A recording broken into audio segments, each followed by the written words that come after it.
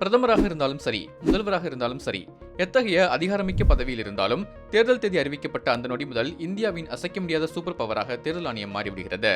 தேர்தல் நடத்தும் போது ஏதேனும் புதிய பிரச்சனை உருவானால் அது குறித்து அரசியலமைப்பில் எந்த சட்டமும் இல்லையெனில் தேர்தல் ஆணையம் தனது சொந்த அதிகாரத்தை பயன்படுத்தி ஒரு முடிவை எடுக்கலாம். உதாரணமாக 1977இல் பஞ்சாப் மாநிலத்தில் ஃபெரோஸ்பூர் தொகுதியில் நடந்த கலவரத்தால் சில வார்டுகளின் முடிவுகளை அறிவிக்க முடியாமல் போனது. அப்போது தேர்தல் ஆணையம் அந்த தொகுதி முழுமைக்கும் நடந்த தேர்தலை ரத்து செய்துவிட்டு மறுதேர்தலுக்கு உத்தரவிட்டது இன்றும் நினைவு கூறப்படுகிறது. ஒரு மாநிலத்தில் தேர்தல் தேதி அறிவிக்கப்பட்டவுடன் மாவட்ட ஆட்சியர்கள் முதல் காவல்துறை வரை தற்காலிகமாக தேர்தல் ஆணையத்தின் கீழ் வந்துவிடுவார்கள் என்பதால் தேர்தல் ஆணையம் நினைத்தால் தவறு செய்யும் எந்த ஒரு அதிகாரியையும் உடனடியாக இடமாற்றம் செய்யவோ அல்லது பணியிடை நீக்கம் செய்யவோ முடியும். இதற்கு அரசின் அனுமதி தேவையில்லை. அது மட்டுமல்ல, ஒரு தொகுதியில் வாக்காளர்களுக்கு பண விநியோகம் செய்யப்படுகிறது என்று தெரிந்தால் ஒட்டுமொத்த தேர்தலையே ரத்து செய்யும் அதிகாரம் தேர்தல் ஆணையத்திற்கு உண்டு. ஒரு வேட்பாளர் வெற்றி பெற்றிருந்தாலும் அவர் தேர்தல் செலவு கணக்கில் முறைகேடு செய்திருப்பது நிரூபிக்கப்பட்டால் தேர்தல் ஆணையத்தால் அவரது வெற்றி செல்லாததாக்கப்படும். மேலும் கட்சியில் பிளவு ஏற்படும் போது அந்த கட்சியின் பெயர் மற்றும் சின்னம் யாருக்கு சொந்தம் என்பதை முடிவு செய்யும் உச்ச அதிகாரம் தேர்தல் ஆணையத்திற்கு மட்டுமே உள்ளது.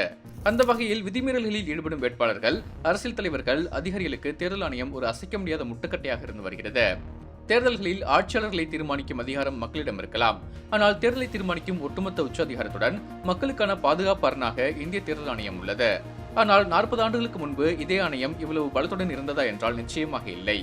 1990களுக்கு முன்பு வரை இந்திய தேர்தல் ஆணையம் என்பது பெரிய அதிகாரங்கள் இல்லாத அலுவலகமாகத்தான் இருந்தது. ஆனால் தமிழ்நாட்டை சேர்ந்த TN சேஷன் என்ற தனிநபரால் தான் இந்த உச்ச அதிகாரம் கிடைத்தது என்றால் உங்களால் நம்ப முடிகிறதா? 1990இல் TN சேஷன் தேர்தல் ஆணையர் நாற்காலியில் அமர்ந்த பிறகுதான் இந்திய அரசியலமைப்பு சட்டம் 324வது பிரிவு தேர்தல் ஆணையத்திற்கு வழங்கியிருந்த அந்த அசுரபலம் உலகுக்கு தெரிய வந்தது. அதுவரை தூங்கிக் கொண்டிருந்த அந்த சட்டப்பிரிவுகளுக்கு அவர் உயிர் கொடுத்தார். தேர்தல் ஆணையம் என்பது அரசாங்கத்தின் ஒரு அங்கம் அல்ல, அது அரசாங்கத்தையே கேள்வி கேட்கும் சுதந்திரமான ஒரு தன்னாட்சி அமைப்பு என்பதை TN சேஷன் செயலில் காட்டினார். அந்த வகையில் இந்திய தேர்தல் ஆணையம் பல்வேறு ரகசிய அதிகாரங்களை தன்னுள் கொண்டிருக்கிறது.